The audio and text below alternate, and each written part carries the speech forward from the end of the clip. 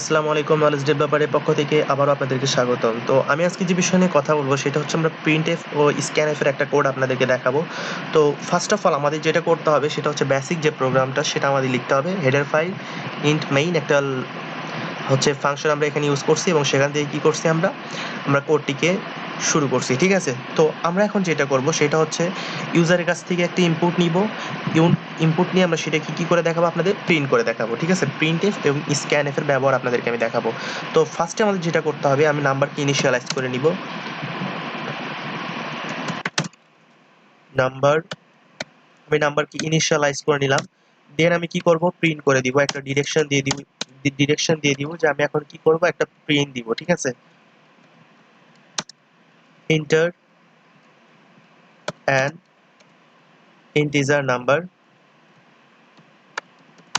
Integer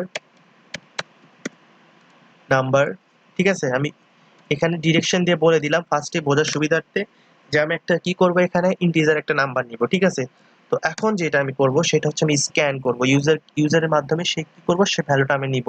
SCANF scanf, দুঃখিত, SCANF scanf, আমি ইউজারের মাধ্যমে সেটি কি করব, সে ভ্যালুটাকে আমি নিব, ঠিক আছে? %d, যেহেতু ইন্টিজার যে ভ্যালুটা আমি নিব সেটা কি ইন্টিজার, সেটা আমাদের কি করতে হবে, এখানে %d নিতে হবে।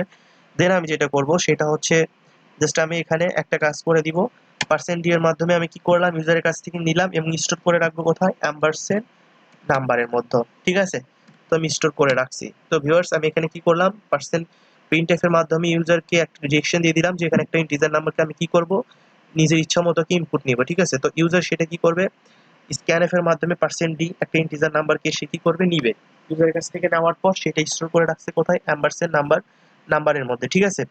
তো এখন আমি যেটা করব সেটা আমি জাস্ট প্রিন্ট করে দিব, প্রিন্টএফ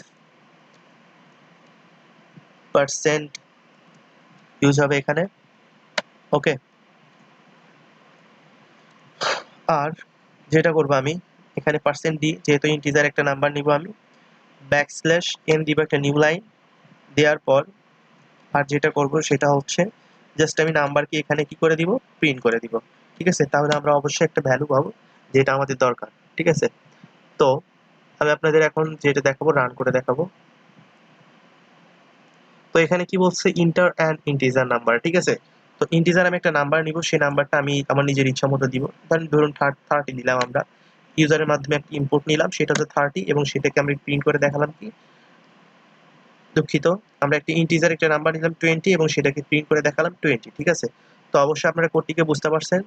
তো ধন্যবাদ, আসসালামু আলাইকুম, ভালো থাকবেন, সুস্থ থাকবেন এবং আমার ভিডিওগুলো আপনারা সিকোয়েন্স আকারে দেখতে থাকবেন। ধন্যবাদ।